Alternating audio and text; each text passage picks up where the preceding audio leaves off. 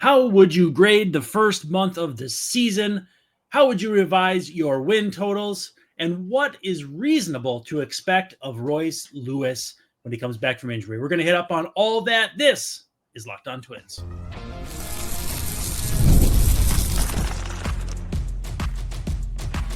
You are Locked On Twins, your daily Minnesota Twins podcast. Part of the Locked On Podcast Network, your team every day. Well, hello again, and welcome back to Locked On Twins. I'm your host, Brandon Warren, and you can unfollow me on the tweets at Brandon_WARNE. Joining me, as he always does, Mr. Dave Brown at Answer Dave Brown on the tweets. And we thank you for making Locked On Twins your first listen every day. We're free and available wherever you get your podcasts and on YouTube. And of course, we're part of the Locked On Podcast Network, which is your team every day.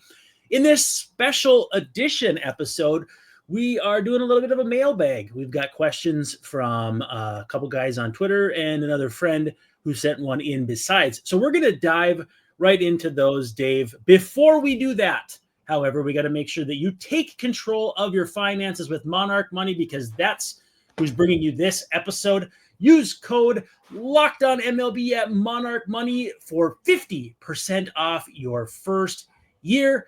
That's LOCKEDONMLB at Monarch Money for 50% off that first year. Dave, we have a fun batch of questions here. Why don't we just dive right in? Ed Helinski, a new friend on Twitter, said, what grade do you give the Twins for their efforts and record? Now, I don't know if those are considered a collective thing or separate.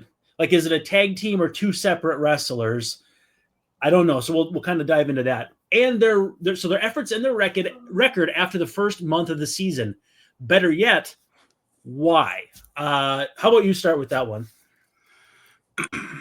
Their effort, I'll give them a B for effort. I think they're trying. You know, maybe they're not. They don't always play smart, but I think they play hard. For example, the Ty France base running thing yesterday. I don't know that was particularly smart of him, or if it was the first base coach waving him, or what that was. But I don't think it was for not paying attention or, being lackadaisical. But I think the execution was bad, and it cost them a base runner because the Guardians stomped on it and had a relay to first base. And I don't know if I've ever really seen that before. I've seen guys get caught off first base or trying to stretch a single into a double, or something of that magnitude. But it isn't the first time. That's a pretty egregious base running error, but they've had a few of those this year, and I don't think we can give them too high marks for that. So I give them a B. That's just kind of the first play that popped into my head. B for effort, but well, maybe a C. You're going to do C for record. C for record. Yeah, give it a C. So, I've seen maybe a right fielder throw in behind a runner, and even that's, unless it's like a tag up situation, maybe a 3-2 where a guy was off with the pitch. It was a pretty weird play. And again, especially too, considering Quan is running away from first base, France has all day and then some to see the play happening in front of him as he rounds. Between that and the Jose Miranda situation that more or less got him sent down. Like, even if you thought the Twins had executed everything else flawlessly, you'd still have to ding them for those two things.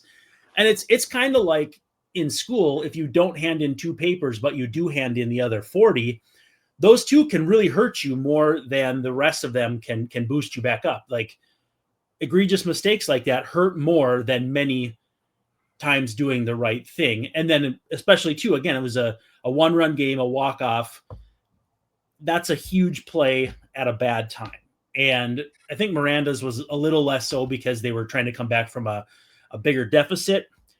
But even considering all that, I don't know if you can give them higher than a C+. And it's not that I don't think they're playing hard, but I don't always think they're playing smart. It's certain swings and certain counts and execution, like Carlos Correa's fly out to right marginally shallow, right? I would say more than deep on a 2-0 pitch. I guess I'm more focusing on the results of a 2-0 swing has to result in more than that. And maybe I'm expecting a lot out of Correa just based on his role on the team. And I don't know. I was not impressed with that. I think there are times where I'm just like, what is the thought process behind what just happened? And a lot of times you can point back to, oh yeah, guys are pressing. And if anybody was going to press, Correa would be one of those guys based on how he's hit to start the season. But Correa no doubt is hitting a little better than he was earlier in the year, but a little, not long ago, 2 weeks ago, he was pretty abysmal. And, we've wondered, is there like an injury going on? He had mentioned before that there's something with his wrist that caused him to miss a game or two last week. And, that certainly could be part of it. But he's overall, I think he's got like a 72 WRC, something like that. It's not good. It's is it even that high? But he's that was a disappointing at bat because he had been having better at bats, and at least you want to see him hit it hard into the gap with some better exit velocity. But there's been a lot of that, and I think mostly, their base running, that was like an extreme example with France. Their base running has actually been a plus overall. Not necessarily France, but everyone in total. Byron Buxton's done a good job of taking extra bases, and Harrison Bader has too. Mm-hmm. And but Correa leading the league in ground ball double plays or something like that he's doing right now. That's not going to be good for the rest of the season. I mean, they need him to hit well above average, or else this team isn't going to get well above 500. I think, even last year in 85 or 86 games, Correa had a really good season and, at the plate. So, and if he's going to be out there, you don't necessarily want like less than, Willie Castro does way better than a 72 WRC plus. Willie Castro's at or, 10% above league average, but Correa's a guy that could give you 25%, 30%, 40% above league average offensively. And if he's not going to do that, it's going to be a long year. Yeah. Another thing that I thought of was the inning they pieced together and then disassembled against Cade Smith on Tuesday night, not executing when you get a guy like that on the ropes. And I think that's the angst over that is magnified because that's their Griffin Jacks, and Griffin Jacks has struggled in those spots and been punished. Whereas Smith, wriggled out of that with minimal damage. So I think that's, again, understanding the nature of baseball and that even tough situations, like you're not going to execute in them as often as fans would like. But it just feels like it's still like, okay, come on, someone's got to come through with a big hit every now and then. And again, I know we over dramatize and again, baseball is a game of failure, but it feels like you'd like to see the Twins take a little more advantage when other teams have a slip up. And that's not what happened against Cade Smith. It's a frustrating game, so I get it. I'm not trying to isolate this specific inning and instance, but since it was so recent, it's just kind of fresh in my brain. I'll give the Twins a B for their effort, a C for their record, and I think I'm being nice. If you want to break down their offense, a D for their offense. It's already broken down. No, they've scored some runs lately. I don't want to be mean. Heyo. Yeah, but if you want to get into the granular aspects of things, a D as in David, as in donut, as in David have a donut for the offense. The defense, I think it's been middle of the pack overall, but they've made a lot of nice plays too. More of them in the outfield and Ty France picking the ball at first base than anything else. Julian there's kind of been a wide range at second base of what you've gotten out of defense with Julian. Third base, I'm not sure about the range, but Brooks Lee and even Jonah Bride and they've played pretty well on the defensive side over there. In place of Royce Lewis, I think you've gotten maybe a little better than what you would have gotten out of Royce Lewis every day at third base. Catching has been weird. Vasquez has been fine. Jeffers I'm not sure how his framing is going yet, or if it's even fair to grade that based on the early portion of the season. But outfield defense, for the most part, Larnach has been fine and neutral, but Bader has been one of the best defensive players in the league, and Buxton has made some amazing plays. So defense, I'll give an A- to the Twins, and hitting a D. So in pitching staff, starting pitching, probably B- overall, just because there were some hiccups earlier in the season that kind of dragged it down, but I think that's trending up. Yep. The bullpen, a B. It could be better. I think it will be better.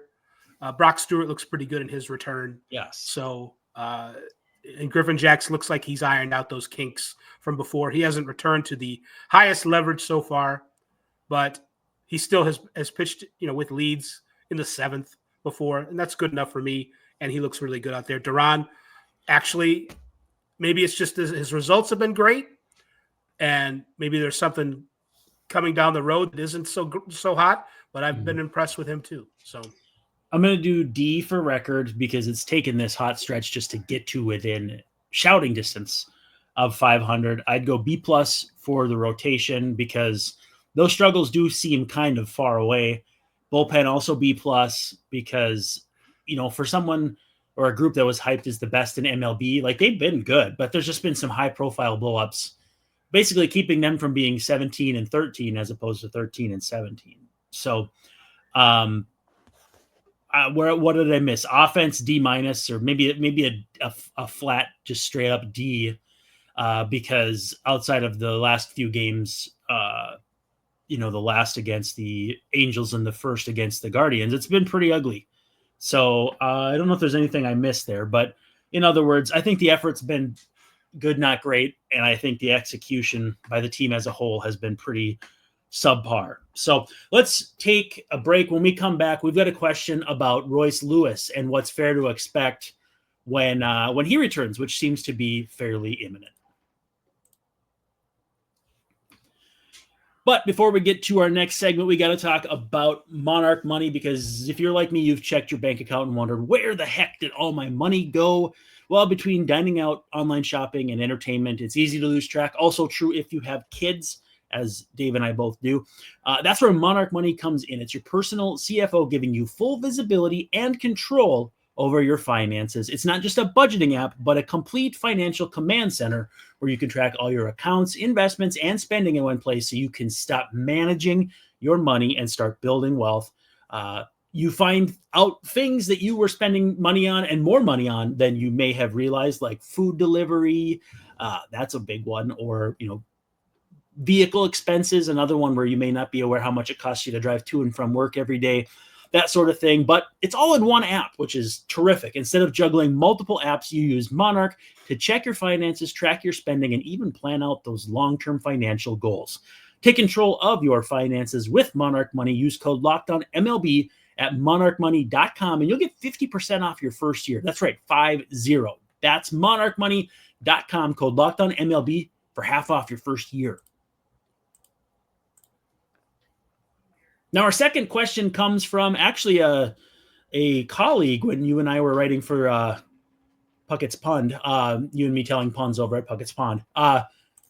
It's Corey Moen, and he asked on the tweets, will Royce Lewis hit a grand slam in his first game back? And obviously, we love Corey, and he's very enthusiastic about the Twins, and I don't think he's asking this in all seriousness, but I think you can extrapolate from that question, like what's reasonable to expect from Royce Lewis coming back. Again, he's going to have a fairly long runway on this rehab.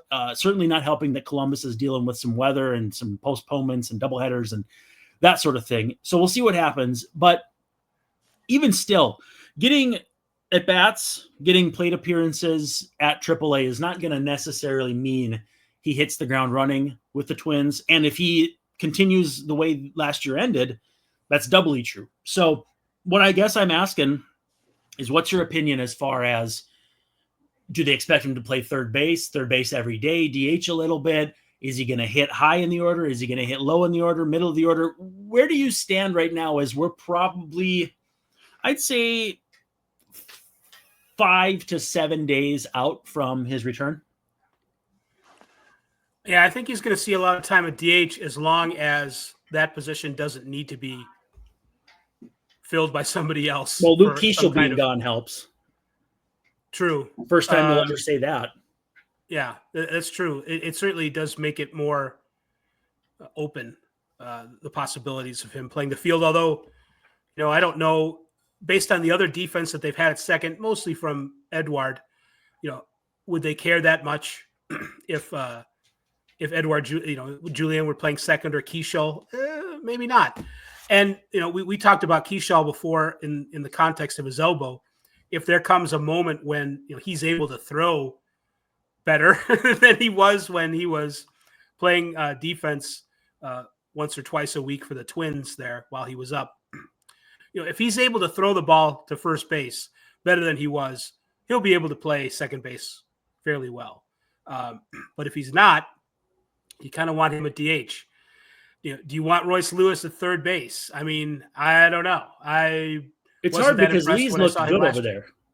What's that? It's hard because Lee's looked good over there too. If you're swapping him to second and Lewis to third, you may be downgrading at third and putting your best third baseman at a secondary position that regardless of if he's better at or not, is not as valuable as third base. So Keeschel, we're probably still looking at, let's say, July 1st as maybe a soft return date. 60-day IL is in play. Yes. So it's going to be a while, which means he's not a factor, which means you can put Royce Lewis at DH a decent amount, I think, and I think they'll do that. Now, really what Corey is getting at is what kind of hitter is he going to be? Now, I don't think that – I remember thinking last year, is there some kind of injury that was still bothering Lewis during the season, and did that have something to do with his hitting? I don't know. I mean, his quad, or was it something else that maybe they didn't confess to or no one asked about because it wasn't obvious? I don't know, like something with his hands or something or a knee that would make his hitting base weakened, because he was pretty bad last year as a hitter, especially in the second half. And I don't know if that was because of the leg injury from the first half or because of something else, or it was because he was, for the first time in his life, doing a slump. So that said, taking last year out of it, Royce Lewis was something like 45 or 50% above league average for his career before the season started last year. He didn't start out with a grand slam on opening day, but he did have a home run, a solo shot. I think it was a solo shot, and a single, and then he got hurt running the bases. So I'm going to say that Royce Lewis is going to be somewhere between 30 and 50% better than league average as a hitter, and maybe 50% below league average as a defensive player at third base, which is why it's nice to have him at DH. But we'll see how that goes. I think Royce Lewis is I'm going out over my skis a little bit on this, but I think he'll be, and Rocco agrees that he'll be a good hitter. Yeah, I'm coming. Rocco the dog and the manager. Yeah, no kidding. I get the feeling, though, that you're skeptical of Royce Lewis defensively at third base, because I know I am. Oh, for sure. I really like, and maybe it's just because I remember how Royce played third base, but I'm very impressed with Lee over at third. So pleasantly so, and even at shortstop in spring training and the few times that he's played in the regular season. So I like the cut of his jib, Brooks Lee over at the hot corner. But Lewis is going to have to play there some. Yeah. So we'll see how it goes. And people have gotten kind of oddly impatient with Ty France. Maybe even you, Brandon. That's talking fair. about how, like 2 weeks ago, he was the player of the week and in the American League. And then he didn't hit for a couple of days. So it's like, well, we could push him off first base and put Keeschel over there if we had to. So I don't expect that to happen. But did you know that Ty France is like 24th in the league in expected weighted on base average, which I did not know that. Well, he is. should look these things up. I saw it by accident on Twitter. I think might have been Grant or some other Twins fan mentioning it. So Ty France not only is he hitting well, but his indicators are even better than his production at first base. So I don't think they're going to be moving him off that position very much for Keyshaw in the second half either, but as long as he stays healthy. So just thinking ahead about what the defense might look like. And half of this is we're sort of borrowing trouble or being concerned trolls about, what will the Twins do if they have too many good players? Yeah. Well, let's worry about that when it happens, if it ever happens. It won't happen either. It's not the way the game works. It probably won't. You know what I mean? So it sounds like you expect him to hit the ground running more or less. Do you think he will play any better or worse if it's more DH than he expects? I just kind of get the feeling like maybe it could be good for him to focus on offense coming back and then defense, but that's just it could be, or maybe you see we get into these chicken and egg about what's going on in the head. Yeah, it's like, well, would it be better for him to just worry about hitting, or would it be worse for him to just worry about hitting, like in between each at bat? Like, what's he going to do in the next at bat, rather than going and play the field and kind of helping him if he takes a couple of outs, helping him flush it by having to play defense. I think there's something to that. Yep. It's hard to prove. It's hard to know if it affects one player or another.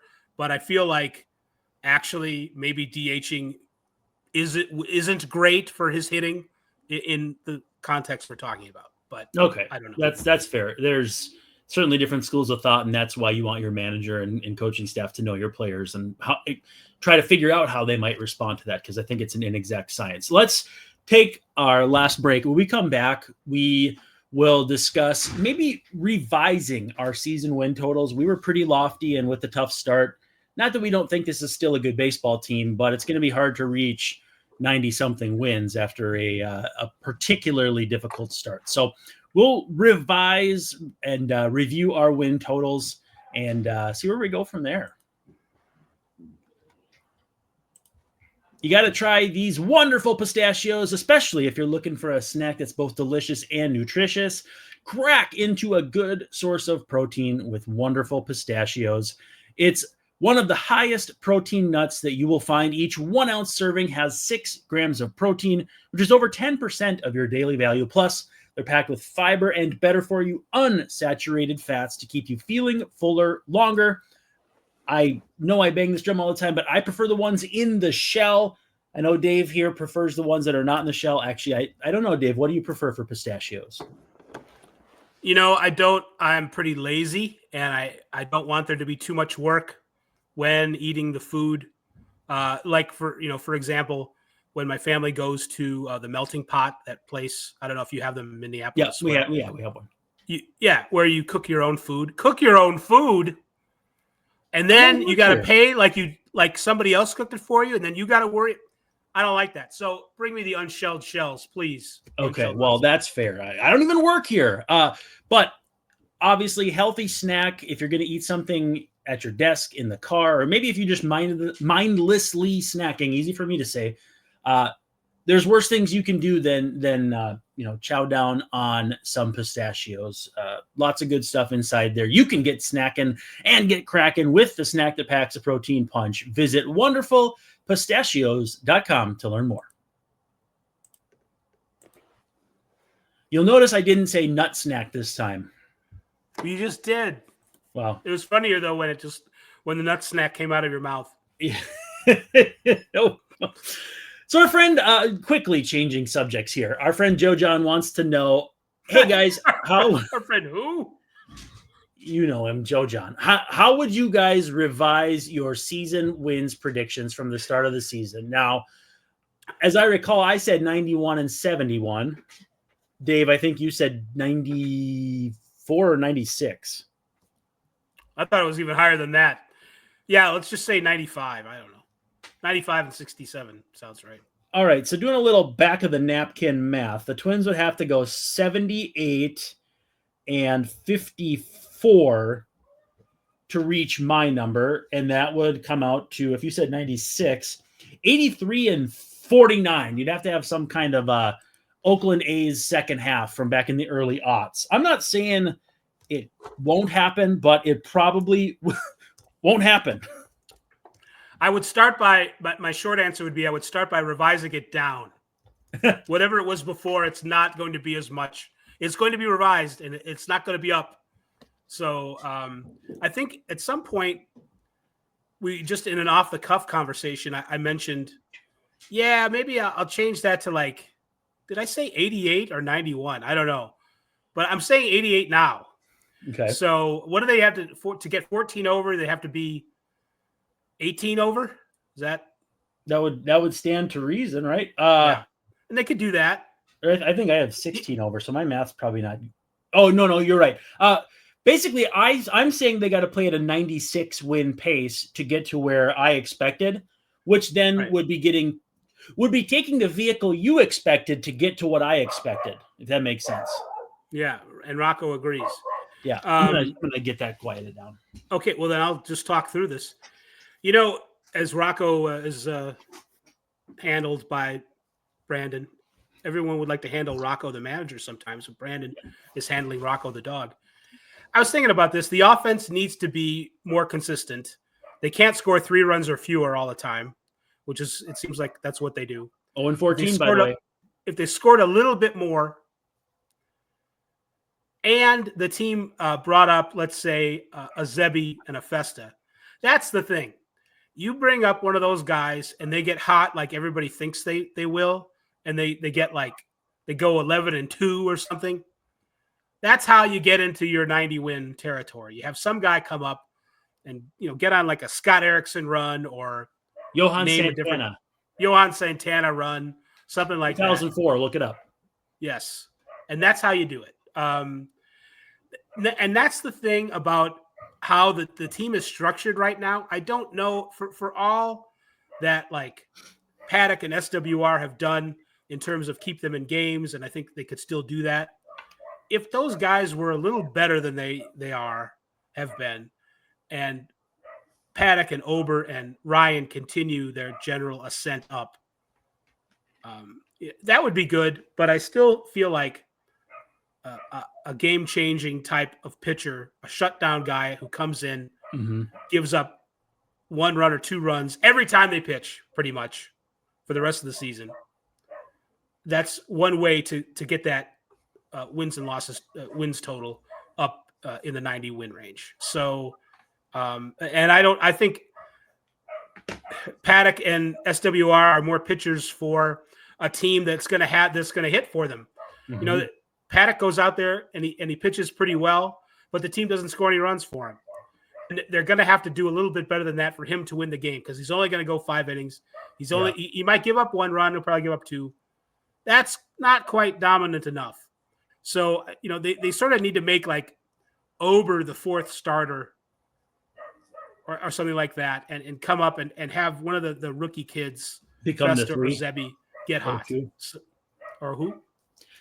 Have them become the 3 or the 2, depending on how you feel. Maybe not in name, but in terms of just performance. Oh yes, an over performance, if you will. I would say, I'm about 87, 88 wins. I'm not really backing down that far, because I still think this is a good baseball team. And I think, they got the bullpen more or less healthy. I know Michael Tonkin is in their organization. I almost said plans, and I can't say that for sure.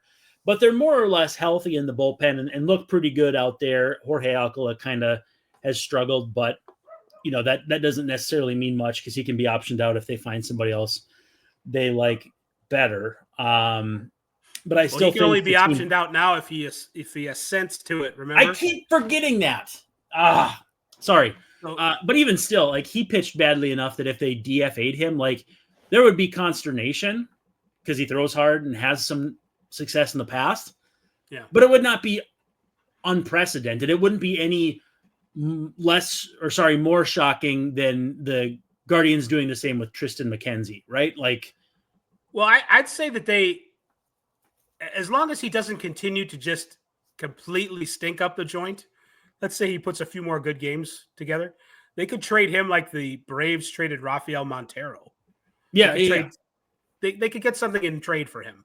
So I don't know I don't remember if the Braves DFA'd Montero or what before they traded him, but I thought the Astros traded him to the Braves. I'm sorry, the other way around. Okay. I don't know if he was DFA'd before he was traded. Let's just put it that way. That's what I should have said all along. I think it was a straight up trade, but I can't remember for sure.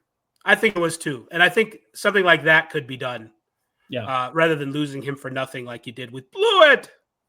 Clear a log jam and get back somebody's number 18 prospect that you think could be something.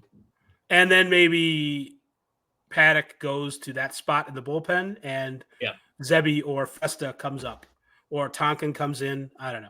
But yeah, I like that. So I'm saying 87 and a half would be my hypothetical over under. What's yours before we get out of here? 88. I'll just go to 88 and I'm not going any lower. It's 88 and that's it. No, that's final. Well, you know what else is final? This episode is final. We want to thank you for making Locked On Twins your first listen today. But for your second listen, make sure you check out the all-new MLB Game Night. Every game, every night, all season long. Get local analysis on a national scale. Find MLB Game Night on Locked On MLB on YouTube or wherever you get your podcasts. And a lot of times, including the episode that came out just this morning, your friend, your pal BW was featured. So go check it out wherever you get your podcasts or on YouTube. By the way, he's Dave Brown. I'm Brandon Warren, and we will catch you on the other side of Wednesday's game, and we will see ya tomorrow night. But really tonight. Yeah.